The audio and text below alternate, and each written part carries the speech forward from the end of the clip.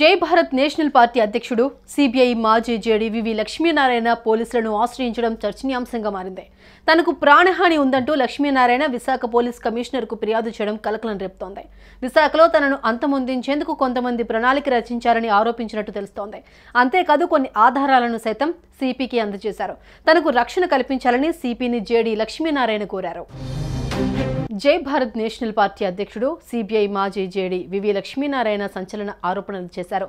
తనను చంపేందుకు విశాఖపట్నంలో కుట్ర జరుగుతోందన్నారు. ఈ మేరకు విశాఖ సిపిని కలిసి ఫిర్యాదు చేశారు. విశాఖలో తనను చంపేందుకు కుట్ర జరుగుతోందని లిఖితపూర్వక ఫిర్యాదు అందించారు. తనకు ప్రాణహాని ఉందని, రక్షణ కల్పించాలని కోరారు.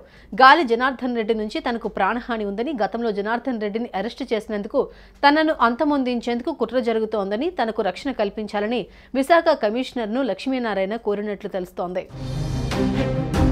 గత ఎన్నికల్లో జేడీ లక్ష్మీనారాయణ జనసేన తరపున విశాఖ ఎంపీ అభ్యర్థిగా పోటీ చేసి ఓటమి పాలయ్యారు. ఇటీవల జై భారత్ నేషనల్ పార్టీని స్థాపించారు.